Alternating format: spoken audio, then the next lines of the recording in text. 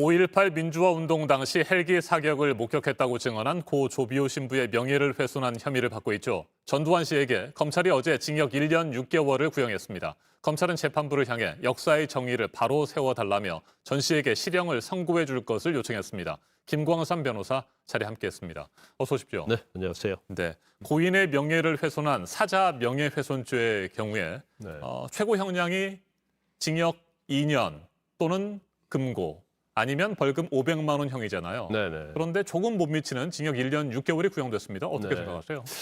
아마 그냥 예상하기로는 아마 징역 2년을 구형할 거라 이렇게 생각을 네. 했었어요. 그런데 뭐 검찰이 왜 그랬는지 모르겠어요. 하지만 이제 검찰이 구형한 이유를 보면 일단 그 회고록에서 조비오 신부에 대해서 파렴치한 거짓말쟁이라고 이렇게 비난했잖아요. 그런데 이 내용 자체가 단순히 조비오 신부만을 조롱하는 게 아니고 어떤 표현의 자유를 빌려서 어떤 역사적인 아픔을 간직한 사람을 조롱을 하고 또 역사의 진실과 정의를 이제 왜곡한 아주 중대한 범죄를 보고 있는 거죠. 그래서 뭐 최대로 징역 2년을 구형할 수 있음에도 불구하고 아마 1년 6개월을 구형한 것은 그 전두환 씨의 어떤 상태, 그러니까 뭐 물론 본인이 굉장히 건강으로 좋지 않다고 했지만 이전에도 뭐 골프도 치고요. 그다음에 12.12 쿠데타 주역들하고 호화 만찬까지 하지 않았습니까? 그래서 이런 걸 좀 전반적으로 고려했지 않았나 싶은데 이제 검찰의 구형 자체예요. 그래서 법원에서 재판할 때 이 구형에는 얽매이지 않습니다. 그래서 재판부에서 이 범죄 사실에서 얼마나 중대하게 보는지 이제 그것에 따라서 형량의 선고는 좀 달라질 수 있다고 봅니다. 네, 잠깐 언급을 하셨습니다만 징역 1년 6개월을 구형하면서 검찰은 이렇게 얘기를 했습니다. 역사적 아픔을 기억하는 사람들을 조롱하는 것을 표현의 자유, 역사의 상대주의, 실증주의로 정당화해선 안 된다. 이렇게 얘기를 했습니다. 그러니까 뭐 표현의 자유 뭐 이런 것들을 뛰어넘어서 명백하게 고인의 명예를 훼손했다 이렇게 보는 거죠. 그렇죠. 이제 일반적으로 어떤 사제의 명예를 훼손하면요.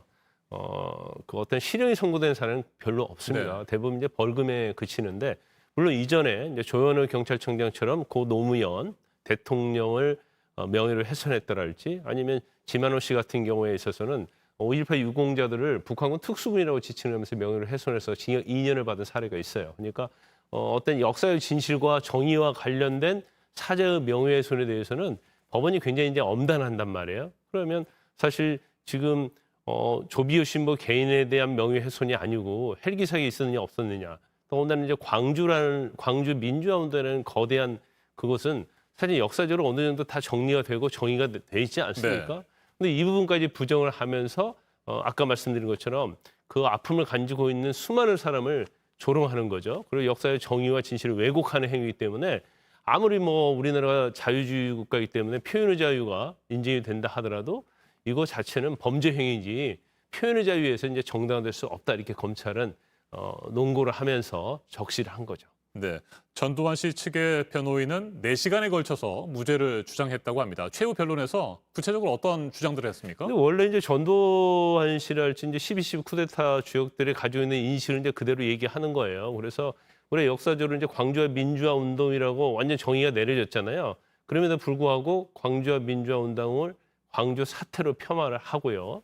그다음에 만약에 헬기 사격이 있었다고 한다면 10만 명 광주 시민이 보았을 것이다. 네. 그리고 그에 관해서 직접적인 증거는 전혀 없다. 이것은 추측에 의해서 추측이 만들어진 참유 소설이다 이렇게 얘기를 하고 있어요. 그래서 이제 검찰이 제출했던 그 수많은 증거들 이런 것을 완전히 이것은 뭐 지어낸 것이다. 비이성적 사회가 만들어낸 허구다. 이렇게 정도까지 얘기를 하고 있어요. 그래서 사실은 뭐 검찰에서 제출한 증거에 대해서 하나하나에 대해서 어떤 과학적으로 비판을 해야 하는데 제가 볼 때는 뭐 그런 비판보다는 이거 전체가 만들어낸 것이고 허구다. 그런 주장을 했기 때문에 재판부에서 그 부분에 대해서 이제 어떻게 판단하느냐가 중요하겠지만 이번 재판 과정을 보면 증인만 해도 30명이 넘거든요. 그렇죠. 그리고 5.18 당시에 이제 간호사, 학생, 뭐 교수랄지 성직자 이런 분들이 헬기 사격을 직접 목격했다고 증언을 하고 있고요. 또 감정을 했던 분들이 그것은 헬기 탄환이다 얘기를 하고 있어요. 그래서 광주의 전일 빌딩이랄지 아니면 그 헬기 사격으로 인해서 총상을 입은 환자들 있잖아요. 그러면 그 헬기탄을 비교해 보니까 일치한다는 거죠.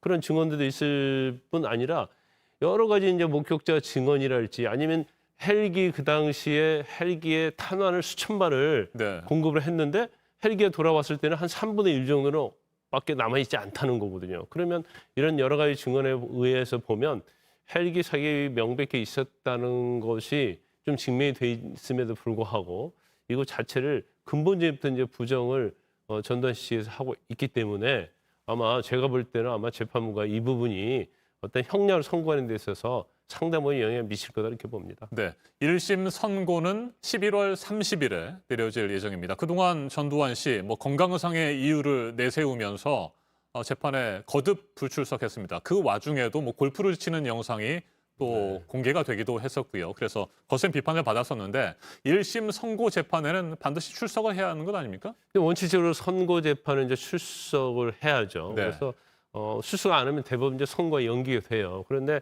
예외적으로 이제 출석을 하지 않은 상태에서 선고하는 경우는 있습니다. 그렇지만 선고 자체는요 어떤 인식이나 인지 능력이 있어야지 선고를 받는 건 아니거든요. 네. 그래서 대리인과 함께 반드시 그날은 이제 선고는 나와야 할 겁니다. 사실 지금 2년 5개월 재판하면서 17번 재판했는데 전두환 씨가 출석해서 한 2번밖에 되지 않거든요. 그래서 물론 이제 그 본인에 있는 지병과 관련해서 재판부에서는 출석 안 해도 좋다는 취지의 그런 결정을 했습니다만은 이번 선고 때는 아마 본인도 나올 것이고 나오지 않으면 아마 선고를 하지 않을 걸로 보입니다. 알겠습니다. 이제 1심 재판부가 어떤 결정을 내릴지 관심이 모아지고 있는 상황인데 징역형이나 금고형이 내려질 가능성도 있다고 보십니까? 저는 개인적으로 볼 때는 아마 실형 선고, 징역형 선고될 가능성이 저는 크다고 봅니다. 이제 그 이유는 여러 가지가 있겠지만 사실 아까 말씀드린 것처럼 개인에 대한 단순한 사자 명예훼손은 대부분이 벌금형으로 끝나요. 네. 그렇지만 이 어떤 명예훼손 자체는 조비우 신부뿐만 아니라 5.18을 기억하고 있고 그에 대해서 희생을 한 많은 유족과 당사자들의 어떤 아픔을 조롱하는 그런 행위고 역사적인 측면에서 보면 이건 아주 중대한 범죄라고 볼 수 있는 거거든요. 그렇기 때문에 아마 재판부에서 이게 일반적인 어떤 개인적 사자 명예훼손과 같은 그런 범죄를 보지 않을 거라고 보고 경우에 따라서는 최고형이 징역 2년이거든요. 징역 2년형이 선고될 가능성도 상당히 많다고 저는 봅니다. 알겠습니다. 지금까지 김광삼 변호사였습니다. 말씀 잘 들었습니다.